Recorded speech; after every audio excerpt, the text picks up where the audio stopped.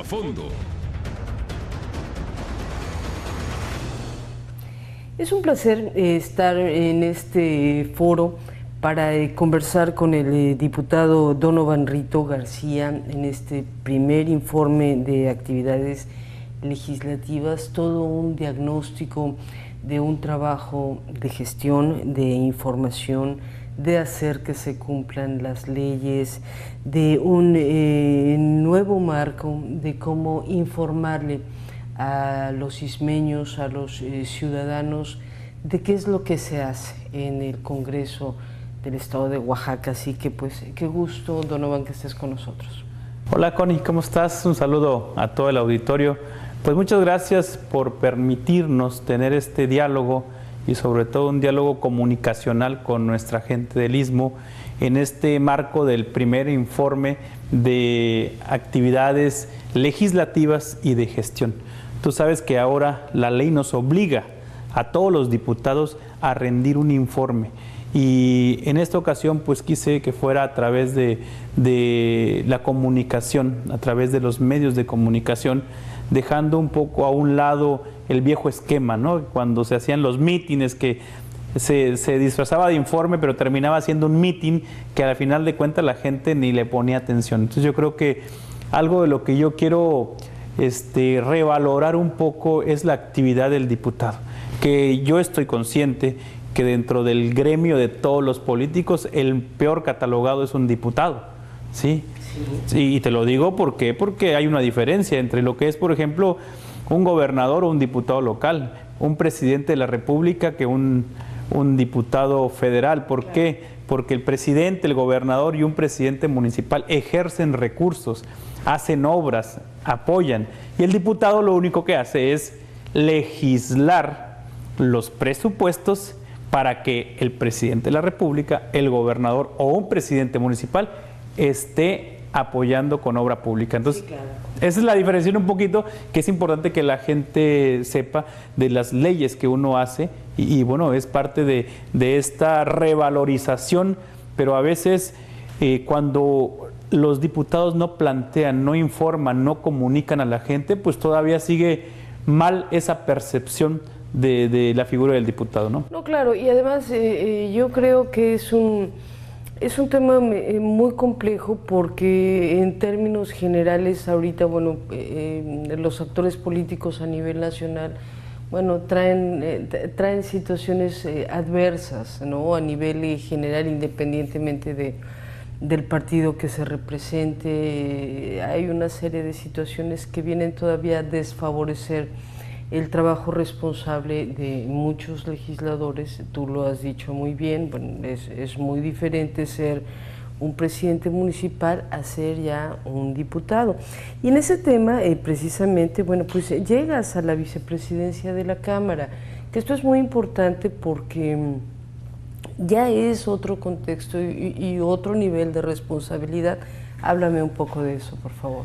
Efectivamente, bueno, tú sabes que este año el periodo de los diputados va a ser de 2 años. Sí. Estamos justamente concluyendo el primer año del periodo legislativo y al PRI, por norma dentro del Congreso, al PRI le correspondía, por ser la primera fuerza, la mesa directiva. Y el segundo año, que inició el 15 hace escasamente 3-4 días, el 15 de noviembre, le toca presidir la mesa morena, pero va con un vicepresidente, que ahí es donde entramos nosotros para ocupar ese espacio como vicepresidente de la mesa directiva, y que te puedo decir que esto salió a través de un consenso. Primero en mi fracción parlamentaria tuve que salir votado para contender y después ya ir al pleno donde los 42 diputados nos votan, y la responsabilidad pues es llevar las sesiones, llevar a cabo todos los miércoles el orden, la agenda de todas las iniciativas de ley que se van a ir aprobando o desechando en todo este segundo año de este segundo periodo legislativo que inicia a partir del 15 de noviembre y terminará el 13 de noviembre del próximo año, cuando entren ya la nueva legislatura, la 64, ¿no? Aquí el hablar de una agenda legislativa, bueno, conlleva en este momento para el Estado de Oaxaca a un análisis profundo de una situación que se ha vivido bueno, pues prácticamente terminando el sexenio anterior y al inicio, ¿no? Porque hay que tomar en cuenta que entró a la par el gobierno del estado con los legisladores y los presidentes municipales. Entonces, si bien es cierto, bueno, traían ahí un rezago importante, grave diría yo, en la Cámara de Diputados, no solo en términos económicos, sino en términos legislativos, entra un nuevo escenario de funcionarios públicos, de servidores públicos y desde luego un incremento de un marco legal en donde es básico llevar con mucho orden una agenda legislativa, ¿no? Sí, nos enfrentamos, como tú bien dices, el 15 de noviembre del año pasado todavía nos tocó las comparecencias de los anteriores funcionarios de Gabino Cue, y un tema importante, y yo específicamente fui uno de los que cuestioné al secretario de Administración por la deuda que estaban dejando a esta administración de 13,000 millones de pesos, ¿no? Ahí empezamos con nuestra labor legislativa. Y algo que también te quiero mencionar, yo integro la Comisión de Estudios Constitucionales, integro la Comisión de Administración de Justicia, que en esa comisión pasan todas las iniciativas que se suben al Pleno. O sea, es la que más carga de trabajo tiene. Y integro estudios legislativos, cultura, y presido la Comisión de Zonas Económicas. Y en ese sentido te quiero decir un poquito en el tema de las leyes. Nos tocó un año importante porque en el año 2015 el presidente Enrique Peña Nieto presentó la iniciativa del Sistema Nacional de Combate a la Corrupción. Y ese sistema obliga a las entidades o a los estados que en el 2017 tuvieran ya su sistema estatal de combate a la corrupción. Que ha sido complicado desde la Cámara de Diputados y al exterior esa parte, sí, ¿no? Esto viene de un estudio, un análisis que te puedo decir que nosotros lo empezamos a indagar. Cuando la sociedad tú le preguntas qué es lo que le duele, qué es lo que le molesta, a 10 años atrás decían la seguridad y el empleo, era lo que más le preocupaba. Pero de 5 años para acá, con todos estos actos de corrupción que se han visto, la gente dice la seguridad y ahora tienen como prioridad el combate a la corrupción. Por eso se presenta esta iniciativa y por eso nosotros empezamos a armar todo el andamiaje jurídico para tener nuestro propio sistema estatal de combate a la corrupción. Y te quiero decir que en ese sentido ya lo único que hace falta, después de todo un año de estar trabajando este andamiaje, en 1 mes y medio a más tardar tendremos el Comité de Participación Ciudadana, que es algo que quiero destacar. Ahora el sistema lo va a integrar los órganos institucionales, como son el Tribunal Superior de Justicia, el Fiscal General, el Fiscal Anticorrupción, el Tribunal de lo Contencioso Administrativo, la Contraloría, la Dirección de Acceso a la Información, pero además 5 ciudadanos se van a conjuntar para investigar, para sancionar o para prevenir desvíos de recursos, ¿sí? Esa es su principal función. Ahora ya no son las instituciones, ahora se va a incrustar a los ciudadanos para indagar cualquier autoridad, ya sea municipal, funcionario estatal, un rector, organismo público descentralizado, que reciba dinero y lo esté desviando. Vienen sanciones muy severas con estas nuevas leyes que estamos creando, Connie, y además te quiero decir que es un referente porque no se había visto. Por ejemplo, yo digo coloquialmente, aquí en la zona decían, cuando un presidente estaba haciendo mal las cosas, decían, pues yo creo que le va a caer la auditoría, yo creo que anda haciendo mal las cosas y le van a mandar la auditoría. Pues sí, pero ahora te voy a decir algo, todo recurso, de cualquier funcionario público que se ejerza es auditado. Ya no puede haber una omisión. Recurso del ramo 33, del ramo 28, de las dependencias estatales, de los rectores van a ser auditados. Ahora, aquí hay un tema importante que a mí me parece también que es algo de lo que la ciudadanía pide. Decías tú, bueno, yo estuve muy atento al trabajo del exsecretario de Administración, vigilante, etcétera. Todos los recursos son auditables, todo servidor público tiene ya esta obligación. Sin embargo, no ha pasado nada. O sea, la gente sigue viendo cómo al final y después de todo el esfuerzo sigue imperando la corrupción. vamos, se va a la cárcel. Oh, no, pues bien, pero se llevó muchísimo dinero. Oye, no, consiguió un amparo, vaya. Oye, no, pues finalmente tiene una prisión domiciliaria, ¿no? Pero sí se auditó, pero no devolvió el dinero. Entonces, se están haciendo también, te puedo decir, a ver, el fuero. Reformamos, quitamos el fuero al gobernador, a los diputados, a los ministros, a los magistrados, a los secretarios. ¿Por qué? Porque decimos, tampoco ellos, si cometen un ilícito, tienen que enfrentar la ley como cualquier ciudadano, que se le aplique la ley como cualquier, como dicen, hijo de vecino, ¿no? Así.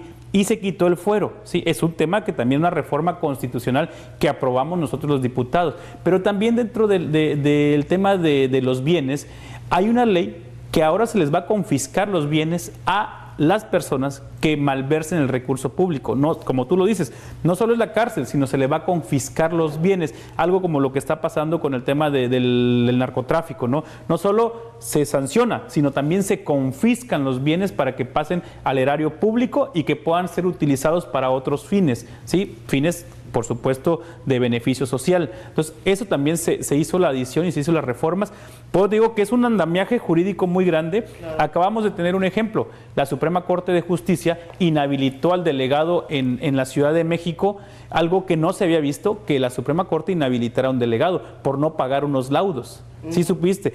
Son precedentes que se están marcando y que están dejando pues un antecedente de lo que puede pasar si un presidente municipal no paga los laudos aquí en cualquier municipio, que a veces no es responsabilidad del presidente, son de presidentes anteriores que no liquidaron y ahorita pueden tener sanciones. Pueden tener y vaya que hay casos, nombres tremendos y son situaciones que ojalá diputado, no se queden en los departamentos jurídicos de los ayuntamientos. Y te voy a decir, creamos el nuevo órgano superior de fiscalización que viene a la par con todo esto. En la reforma constitucional nos piden que se cree el nuevo órgano y que desaparezca lo que le llamaban la ACE, la Auditoría, ¿no?, Superior del Estado, se desaparece y se crea por mandato constitucional el nuevo órgano superior de fiscalización, que como dicen por ahí, les dimos más dientes ahora a este órgano para poder indagar y sancionar. Y ahorita yo quisiera explicar ese contexto, ¿no? Claro, pues esto es un poquito de la importancia que tiene la vicepresidencia de la Cámara de Diputados. Estamos conversando con el diputado Donovan Rito García. Voy a hacer una pausa brevísima, pero continuamos en esta charla. A fondo.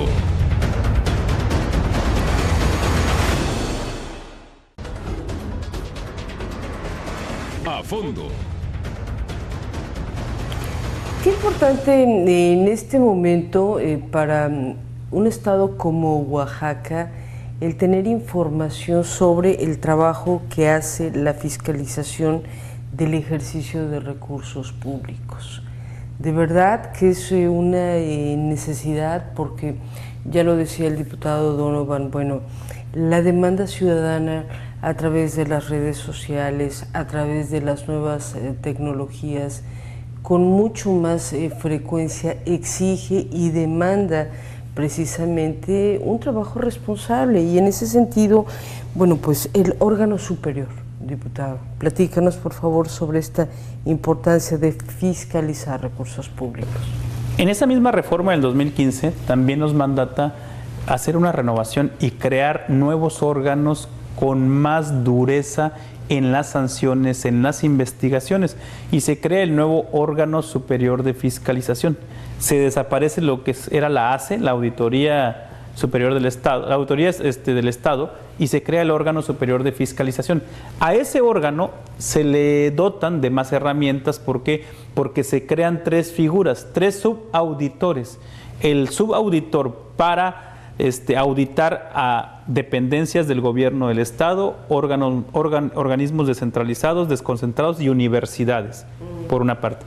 Se crea la subauditoría para municipios, se va a encargar de auditar a municipios, y se crea la subauditoría de planeación y normatividad, que es la que va a determinar qué municipios son los que se les va a aplicar la auditoría, pero además también es la que va a iniciar los procedimientos jurídicos, administrativos, sancionatorios de los cuales no hayan cumplido o no hayan solventado bien las auditorías? Ahora, aquí es importante informarle a la gente, bueno, los nuevos entes, estas personalidades que van de la mano con este andamiaje, le llamas tú, jurídico, político también, y que bueno, pues traen ya una obligación con los ciudadanos de Oaxaca, ¿no? Sí, para que la gente entienda un poco, es que este nuevo órgano se va a encargar de sancionar a las autoridades municipales que estén malversando recursos. Y cualquier funcionario público que esté malversando recursos van a ser sancionados, ¿sí? Y les dimos más herramientas, ¿no? Estamos hablando de, primeramente, bueno, el fiscal general. Aparte también, por votación, conforme lo marca ahora la Constitución, los diputados eligen al nuevo fiscal general, ¿sí? Que recayó en la persona del licenciado Vasconcelos. Y te quiero decir que también aquí hay una obligatoriedad.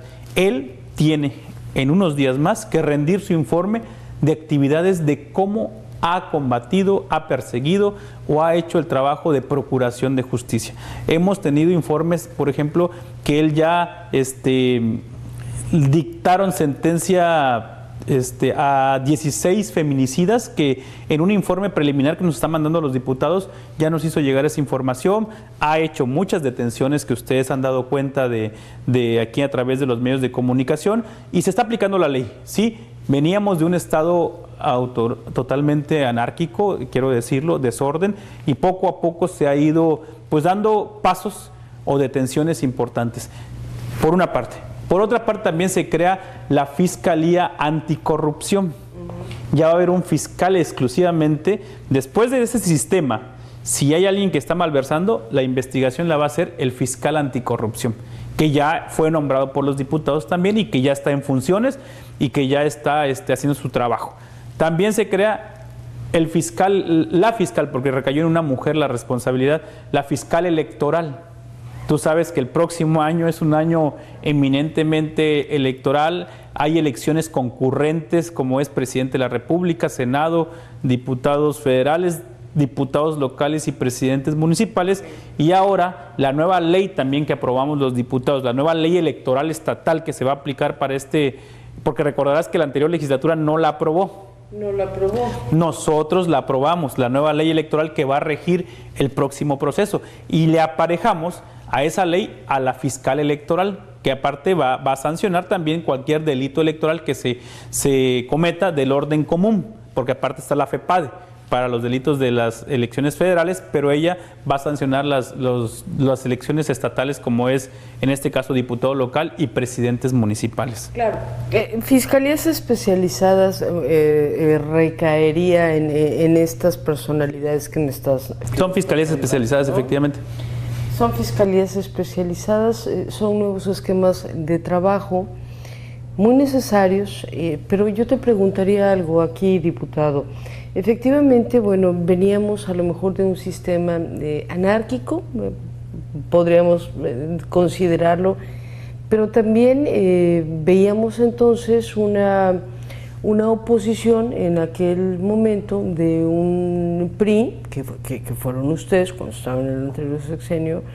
El anterior sexenio fue Gavino, ¿no? En el anterior sexenio fue Gavino.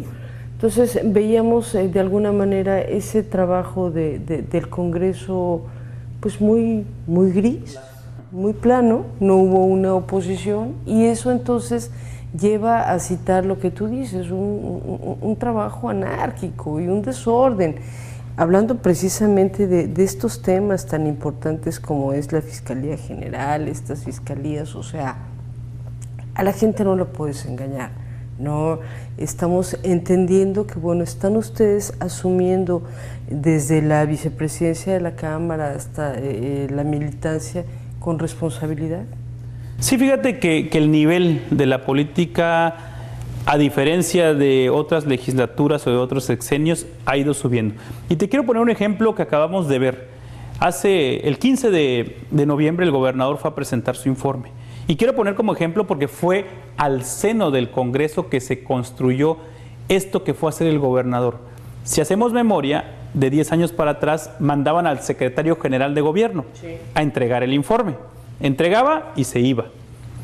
de 10 o 15 años para atrás iba todavía el presidente de la República o el gobernador en turno. Lo mismo, entregar el hecho de que fuera ya era algo significativo, y se iba. Y después se quedaban los posicionamientos de las fracciones parlamentarias cuestionando el informe. Ahora pasó algo distinto. ¿A qué me refiero? Al nivel de la política que estamos haciendo al seno del Congreso. El gobernador dijo, voy a ir y quiero hablar. Y dijeron las fracciones parlamentarias, sí, pero primero nos vas a escuchar. Y así fue. Llegó el gobernador en un ejercicio republicano y democrático, escuchó a cada una de las fracciones parlamentarias. Las críticas, pero de manera en el Parlamento abierto, en tribuna, se le hicieron las críticas al gobernador. El PRD, Morena, el PRI, el PT, el PAN, todos cuestionaron. Y él al final respondió a los cuestionamientos y rindió su informe. Y te quiero decir algo del nivel de la política: ningún grito, ninguna pancarta, ningún chiflido, en un evento eminentemente democrático y parlamentario, cosa que no se había dado nunca. Inédito esto, no se había dado nunca, que el gobernador escuchara a las fracciones parlamentarias y reconoció que había cosas malas en su gobierno, porque le criticaron y le cuestionaron el tema de sus funcionarios, y él dijo, reconozco, va a haber cambios, ¿sí? Cosa que anteriormente pues eso no se daba, que se le cuestionara en tribuna a un gobernador, porque era pues la figura, era lo que se cuidaba. Ahora el gobernador fue, y eso se dio al seno del Congreso, y ahí estuvimos participando para hacer este ejercicio democrático como vicepresidente de la mesa. Es precisamente lo que te quería yo comentar. Bueno, ¿qué opinas del papel que tiene en este momento la oposición en el Congreso? Porque no podemos perder de vista, diputado, que estamos prácticamente ya en un proceso electoral. Entonces, bueno, pues todo el mundo trata así como que de llevar agua para su molino, como por ahí se dice, ¿no? Entonces, ¿qué tanto es una oposición democrática, seria, con civismo, y qué tanto ven ustedes también esta parte electorera? Lo ha sido muy crítica. O sea, quienes estamos en el cabildeo previo a una sesión de subir al pleno, sí se dan jaloneos fuertes en las comisiones, en las previas. O sea, la discusión al seno de esta nueva legislatura ha sido muy intensa para poder llegar y subir acuerdos al pleno, porque tampoco se trata de estarnos denostando en el pleno, pero previo hay comisiones, previas, jucopo, y después llegas al pleno. O sea, es un proceso de una ley. Llega la ley, la discutimos en comisiones. Hay comentarios, forcejeos, todo lo que tú quieres decir. Después pasa a la JUCOPO, la Junta de Coordinación Política. La mete en el orden del día y después pasa a pleno. Y ahí en el pleno ya se discute por los 42 diputados. Y después se aprueba o se rechaza. Fíjate que... un poco del trabajo legislativo, ¿no? Un poco del trabajo legislativo y un poco en este jaloneo. Yo me imagino que aquí hay temas candentes como es la ley de ingresos y el presupuesto de egresos.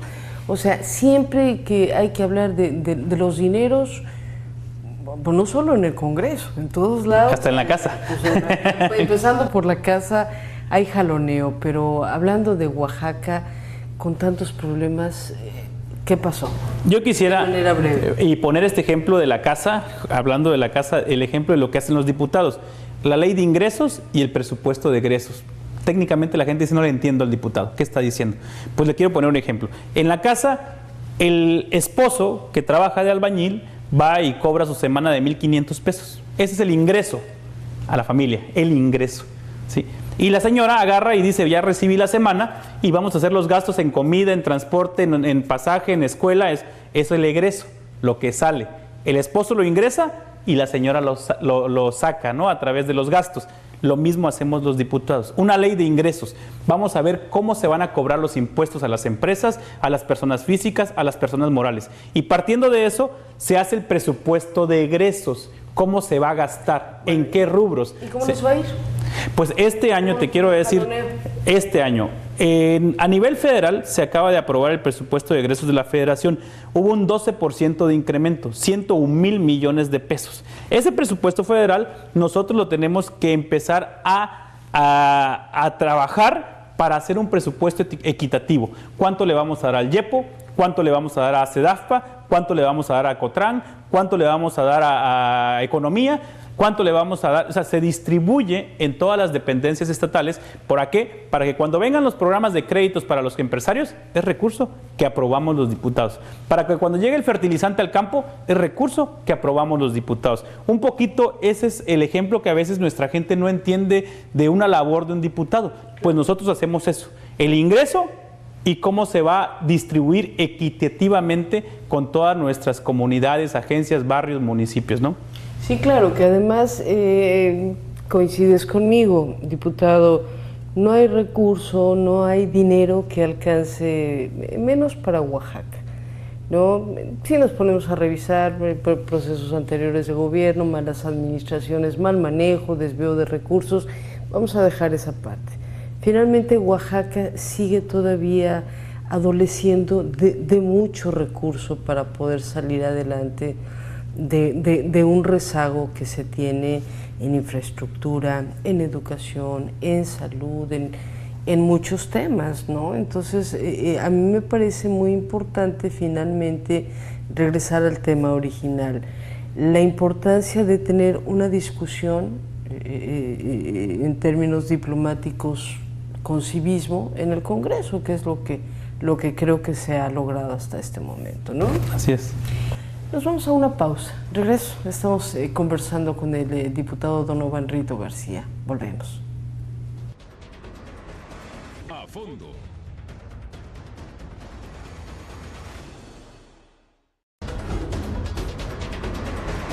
A fondo. En los informes de actividades de los legisladores, generalmente la ciudadanía dice, ¿por qué no viene cuando hay problemas? ¿Por qué no vienen los diputados? ¿Dónde están los legisladores cuando hay situaciones catastróficas? Solamente vienen por el voto, ¿no? Y andan en campaña. Y yo creo que al Istmo de Tehuantepec, durante todo este año, pues vaya que le han pegado con mucha dureza cambios climáticos muy fuertes. Y nos vamos, por ejemplo, diputado, con el tema de la sequía, que bueno, tiene un inicio ahí que ya estaba visualizado, ¿no? Ya, 3 años atrás. Ya estaba como que diagnosticado, pero entró a un momento emergente. Platícanos, por favor. Sí, efectivamente, yo creo que parte de mi agenda política ha sido el tema de poner el dedo en la llaga y haciendo mucho énfasis en el tema del cambio climático. Pues yo soy una persona convencida que tenemos que cuidar el medio ambiente. Desgraciadamente no lo hacemos, ¿no? Y la primera factura que nos cobró la naturaleza fue a inicio de año, algo que, como tú dices, ya se traía de 3 años atrás, una sequía que se empezó a incrementar, pero que marcó el punto más alto en el mes de febrero. 28 municipios en todo el país catalogados como con sequía extrema, de todo el país por Conagua. Entonces ahí ya empezó a generar un problema con el ganado, con la cosecha de la gente, y empezó a haber un problema más fuerte porque el nivel del manto acuífero empezó a bajar todavía más. Entonces ahí fue donde yo levanté la voz por primera vez para el tema de la sequía, me refiero, en tribuna, y pedí un exhorto, que te quiero decir algo también de esto del trabajo legislativo. Muchos pueden presentar muchas iniciativas, pero que tengas la mayoría de votación.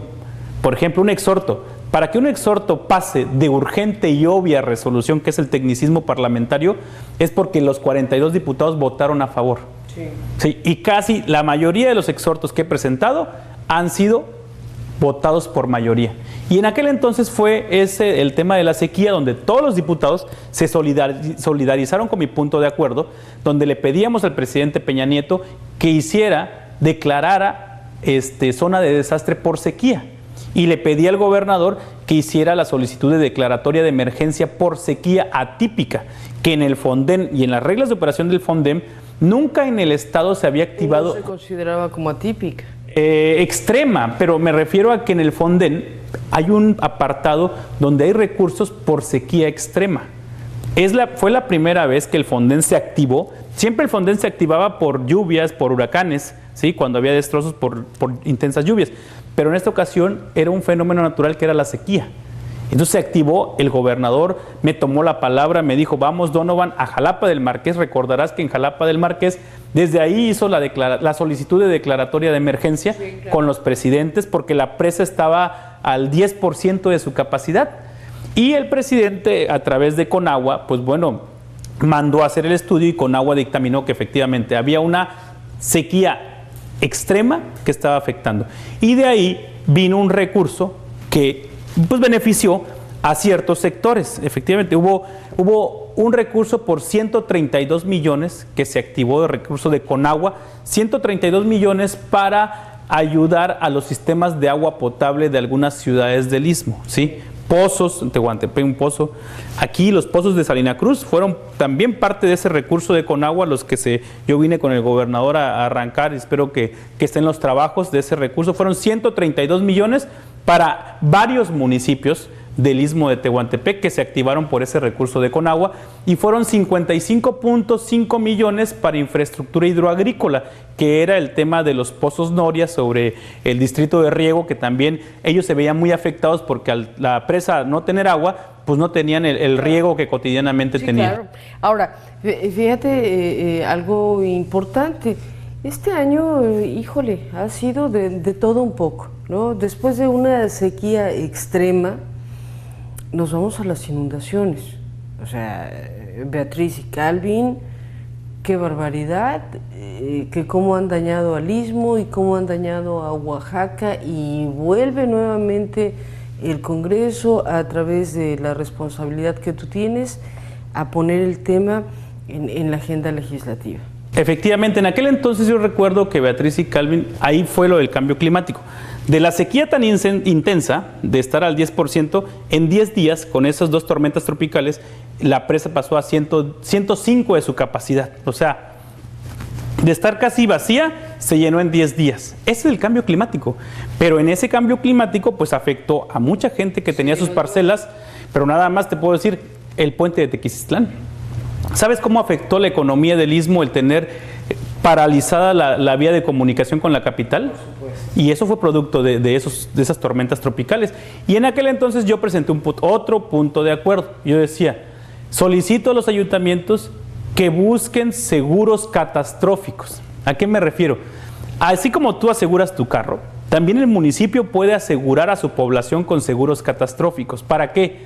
Para que en caso de un desastre natural, si bien es cierto, es difícil poder financiar la reconstrucción, porque ahorita estamos viendo con el sismo, o ayudar con los daños, con el seguro te va a ayudar. Entonces yo decía, soliciten ese seguro catastrófico, inviertan dinero en la prevención para que podamos cuidar a nuestros conciudadanos. La ONU hace 15 días acaba de decir que va a contratar un seguro de cobertura universal para el 80% de sus países que están afiliados a la ONU ante desastres naturales. ¿Qué te está diciendo eso? Que también como autoridades municipales tenemos que proteger a nuestros ciudadanos. Claro. Y ese fue un punto de acuerdo que presenté en aquella época de las tormentas tropicales. ¿Qué tanto se obtuvo con esta solicitud o recomendación que le haces a los presidentes de los seguros catastróficos? ¿Qué tanto logró penetrar? No, hubo consenso en el exhorto.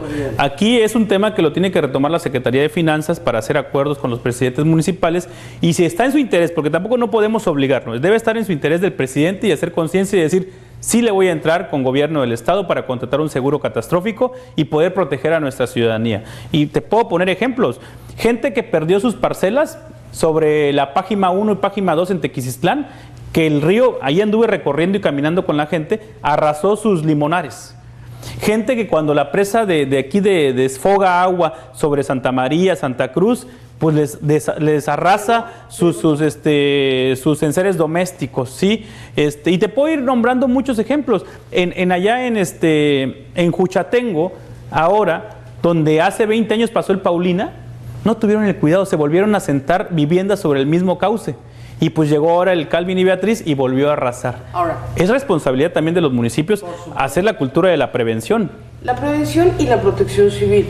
Ahí voy a otro tema. Ahí vamos. Dame por favor esta parte que estamos, yo creo que en pañales. Pedimos a los presidentes municipales también en una iniciativa que que los encargados de las direcciones de protección civil sean nombrados y evaluados por el Cabildo. Desgraciadamente se le veía como un cargo menor, ¿no? Pues ahí acomodan en protección civil a cualquiera. Total, no tiene importancia. Ahora nos damos cuenta que protección civil es el espacio administrativo más importante que tiene que ver con la vida de los ciudadanos. Por eso yo pedía que ahora se evalúen a los que vayan a ser responsables de protección civil con sus cartas credenciales, que haya gente especializada en ese tema y no metamos a cualquier hijo de vecina o cualquier compromiso político para cuidar a nuestra ciudadanía. Entonces, volvemos ahora a lo que pasó el 7 de septiembre. Enfrentamos con responsabilidad este acontecimiento natural que nos devastó y que nos dañó trágicamente a nuestra región. Ahí es donde estamos también trabajando el tema de la protección civil. Y aparte, yo pedí también en otra iniciativa que Protección Civil Estatal retomara los consejos de opinión técnica. Y me decían, bueno, ¿y por qué retomar los consejos de opinión técnica? Hay gente especializada, ingenieros industriales, ingenieros que no necesariamente tienen que trabajar en protección civil, pero sí puedes tú pedir la opinión. Por ejemplo, cuando fue el tema de la explosión de Pemex, tú sabes que se generó una psicosis porque la ceniza o el hollín que estaba generando por producto de la combustión mezclado con el agua, se empezó a decir en redes sociales que era dañino para la piel, que para la respiración. Y yo le decía a Protección Civil, pidan esa opinión de los especialistas y díganle a la gente que no es dañino para evitar esa psicosis que se estaba generando en redes sociales cuando fue la explosión de Salina Cruz. Claro. A Pemex se decía, por favor, hagan un dictamen y digan que esto no es dañino porque la gente está generándose una psicosis. Y ahí en esa iniciativa de Protección Civil yo pido que se retomen esas opiniones especializadas de técnicos para cuando pase una situación así, podamos informar con claridad a la ciudadanía de que si es riesgoso una situación o no es riesgoso, ¿no? Porque se genera un pánico generalizado, ¿no? Claro. No es para menos la situación, porque tú lo decías, es una psicosis, pero si nos ponemos a revisar, es una psicosis que viene acompañada de momentos de mucha angustia por una sequía. Hay gente en una ciudad que a lo mejor el tema de la sequía no le pega tan duro como a la gente directamente afectada del campo. A todos nos pega. Por ponerte un ejemplo, pero sí. Vaya, en proporciones. En una proporción habrá quien pueda resolver de una manera diferente el tema de la sequía cuando dependes directamente, ¿no? De sectores agrícolas. Exacto. Después de esto vienen las inundaciones, que ahí sí. La explosión en Pemex. La explosión en Pemex. Los temblores, y finalmente las 11,000 réplicas. Entonces, pues imagínate tú esa psicosis, o sea, bueno, después alertamientos de posibles tsunamis. Entonces, sí, desde luego que ha sido un año muy complicado para la ciudadanía entender, ¿no? Este cambio climático. Hay versiones de las que tú quieras, desde las el fin del mundo religiosas hasta las el fin del mundo, las que tú quieras. El tema es precisamente la importancia que tiene la información que tienen que dar las dependencias, los presidentes municipales, el Congreso y el gobierno federal. Pues bueno, ahí el trabajo del diputado está en lo que estoy diciendo, ¿no? El tema de protección civil y bueno, en esa cronología de lo que tú acabas de decir, sequía, Calvin Beatriz lluvias, explosiones y luego viene el sismo del 7 de septiembre. Ahí también presenté una iniciativa, que fue más que nada un exhorto propiamente, no fue iniciativa, fue un exhorto porque ya está plasmado en la ley y quiero decir que tiene que ver, cuando sucede el sismo, sucedió en la noche, pero el del 19 de septiembre sucedió en el día. Y no me va a dejar mentir el auditorio, la gente que tiene hijos. Cuando viene el sismo, en horario escolar, ¿qué piensas en ese momento? En tus hijos, en cómo están enfrentando tus hijos ese sismo. Y ahí es donde yo pedí y retomé la ley de protección civil en el YEPO y le empecé a investigar y dije, ¿cuántas escuelas practican el protocolo de evacuación? ¿Y con qué periodicidad? Me llevé la sorpresa que el 5% de todas las escuelas del estado llevan a cabo los protocolos de evacuación. Y eso es grave. ¿Por qué? ¿Te imaginas? 1.200.000 alumnos, entre alumnos y maestros, interactuando de lunes a viernes, de 8 a 1, sí, todo el año. un sismo sin tener el conocimiento adecuado para enfrentarlo. Claro. Entonces yo le dije en ese exhorto al YEPO y a los maestros, porque esto no es de política educativa, ni de reforma educativa, esto es, le pedí a las escuelas públicas y privadas, a las escuelas urbanas y rurales, de cualquier sección, de cualquier sindicato, que todos y conjuntamente con los padres de familia apliquen los protocolos de evacuación por lo menos cada mes. Pues yo creo que este es un trabajo que debemos empezar a fortalecer, no solamente con los diputados, con los acuerdos, las iniciativas, los puntos. Esta es una responsabilidad compartida y si me permites, con esto hacemos una pausa. Regreso. A fondo.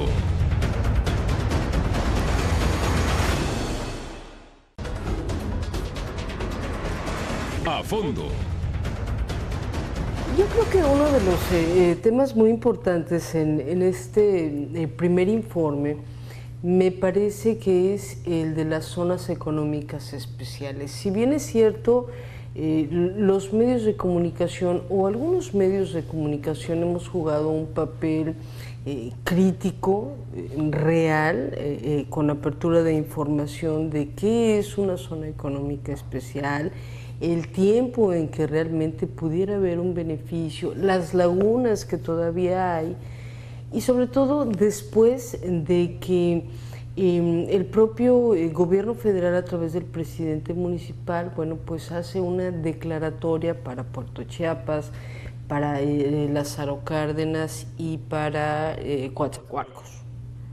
Y todo el mundo dice, bueno, ¿qué pasó con Salina Cruz? Nos habían dicho que sería la primera zona económica en el sureste mexicano. ¿Qué pasó, diputado, siendo tú presidente de la Comisión de las Zonas Económicas Especiales?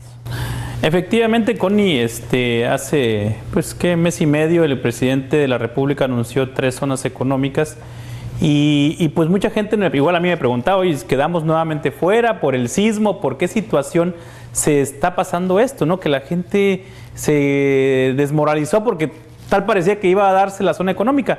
Y te quiero decir que la zona económica tenía que ver también con una reforma que estaba en el Congreso del Estado. Estábamos esperando pues que fuera aprobada por la mayoría, que se aprobó en el mes de septiembre. Tenía que ver con la condonación de los impuestos estatales, que el gobernador ya anunció que también va a haber condonación. O sea, así como el gobierno federal está condonando impuestos federales, también va a haber condonación de impuestos estatales. El tema de la ventanilla única que se tiene que crear para empezar a hacer los trámites de las empresas que quieran venir a instalarse acá. Entonces se hizo una reforma constitucional y ya ahorita el presidente de la República, tengo entendido que antes de que finalice el año va a hacer el anuncio del decreto de creación de la zona económica del municipio de Salina Cruz. Es muy, muy importante aclarar, se va a concebir en el municipio de Salina Cruz, nada más, ¿sí? No va a haber área de influencia, va a ser un polígono que es el que se está por definirse nada más, pero va a ser en el municipio de Salina Cruz. Es muy importante aclarar también a la ciudadanía, y es mi deber también como diputado que presido esta comisión, que ya no va a haber área de influencia. Y aquí te quiero decir que tiene 2 sentidos. Para nosotros ahorita es importante la reactivación económica. Después de la tragedia que sufrimos con el sismo, tú sabes que pues hubo ayuda humanitaria, pero no podemos estar viviendo de las despensas que nos manden todo el tiempo. Tenemos que reactivar nuestra economía. Tenemos que generar empleos para que haya ese circulante que tú sabes que se estancó en la región del Istmo. Claro. Entonces ahorita yo siento que el gobierno federal está preparando al país, fíjate, digo al país, para zonas libres de impuestos, tomando en cuenta que justamente ahorita se está llevando la última ronda de negociación del Tratado de Libre Comercio, y al ver las posturas del presidente Donald Trump, que no parece que no va a prosperar porque lo van a llevar hasta el mes de marzo y de ahí se cruza la elección, y hay un riesgo inminente de que el Tratado de Libre Comercio no prospere. ¿Qué va a pasar con esto? Si no prospera el Tratado de Libre Comercio, el gobierno federal está preparando al país para buscar zonas libres de impuestos. ¿Qué quiere decir con esto? No solo la de Coatzacoalcos, Puerto Chiapas, Puerto Lázaro Cárdenas, la de Salina Cruz viene también una de Puebla, viene Campeche, viene Yucatán. Sí, claro, Pero espera, vamos a centrarnos a lo que es Salina Cruz. El hablar de una zona libre de impuestos, el hablar, bueno, de que no hay un marco de influencia, estamos hablando de qué tiempos, porque tú decías algo importante. La gente dijo, oye, se nos va la zona económica especial, pero muchos otros decían, es que no iba a pasar nada a corto plazo. O sea, la gente todavía no tiene como que una claridad en cuanto a los tiempos, tanto de ser una zona libre de impuestos como a la estancia ya, la entrada en operación, vaya, de una zona. Va a llevar varios años, ¿eh? No te quiero decir que a partir de que lo declara el siguiente día ya nos volvemos muy productivos y con muchos empleos. No, va a llevar varios años. ¿Por qué? Porque primero, esperemos que no se caiga el Tratado de Libre Comercio, pero si llegara a pasar esto, la alternativa de comercio emergente va a ser Asia. Se va a retomar el convenio Asia-Pacífico. Sí, China es uno de los principales países del mundo que está tratando de atraer comercio, ¿sí? Y el puerto de Salina Cruz es una salida, es una buena salida y entrada para ese acuerdo Asia-Pacífico.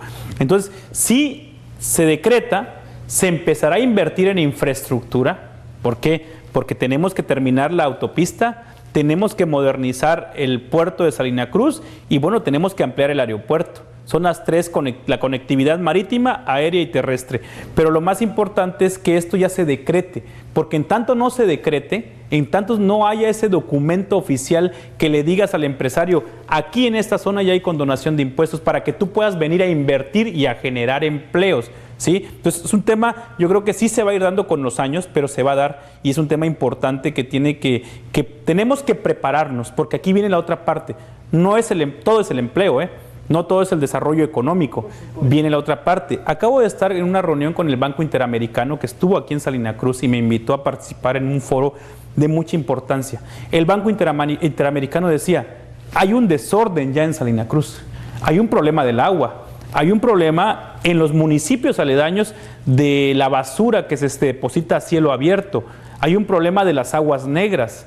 Entonces, esta zona económica tiene que regular estos problemas, porque si viene la inversión, si viene el capital, si viene gente a trabajar a la zona, ¿sí?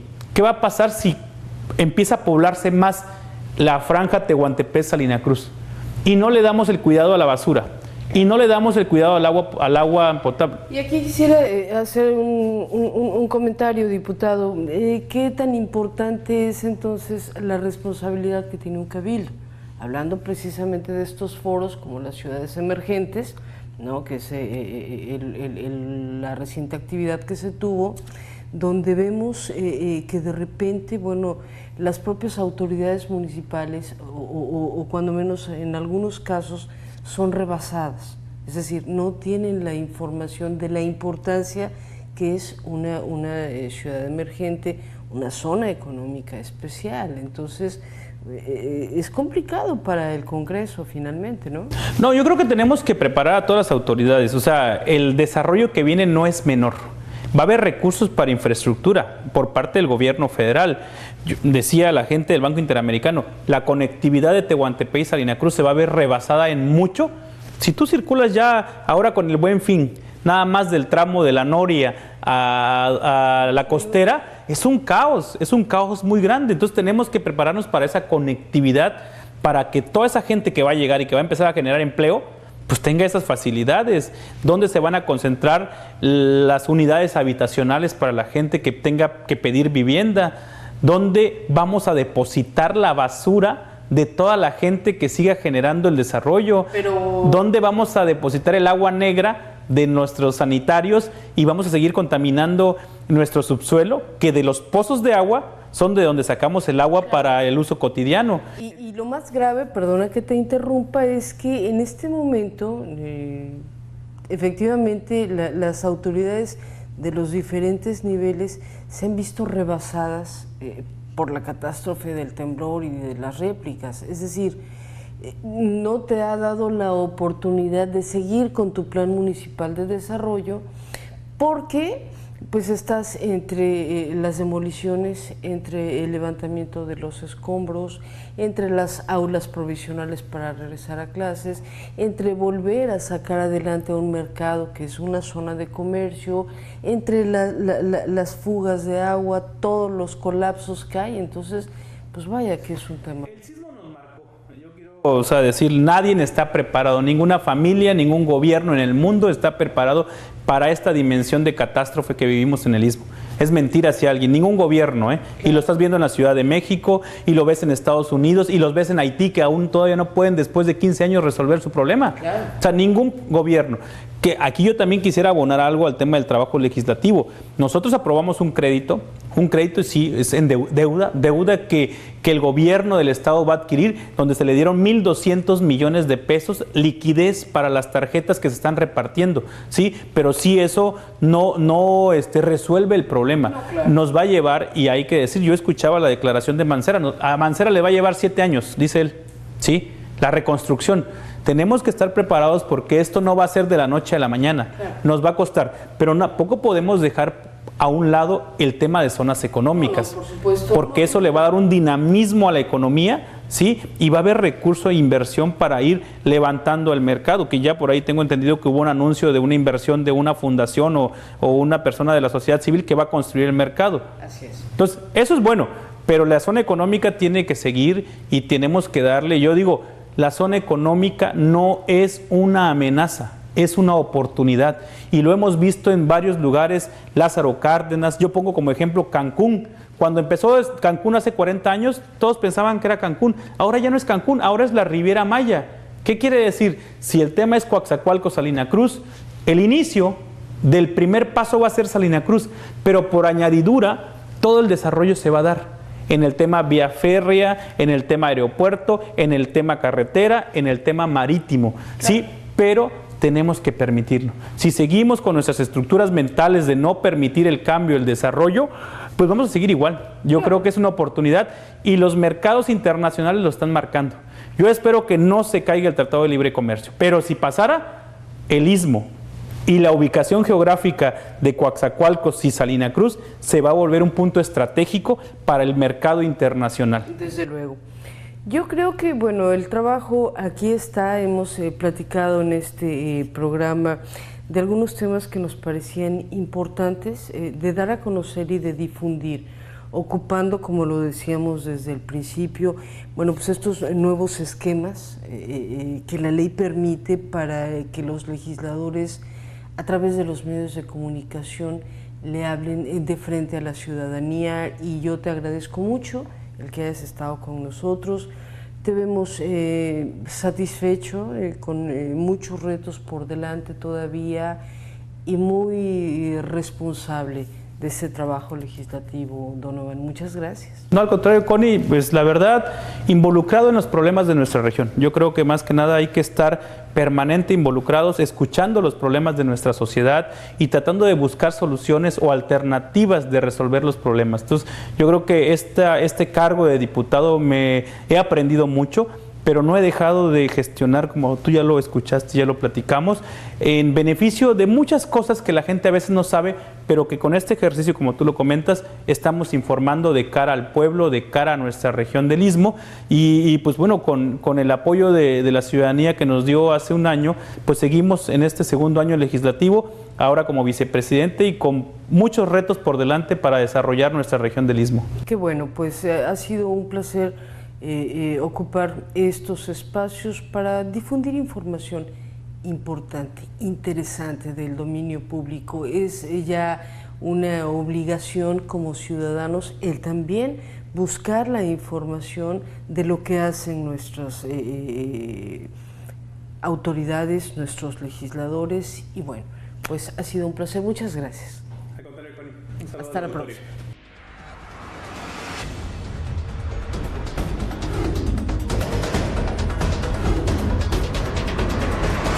A fondo.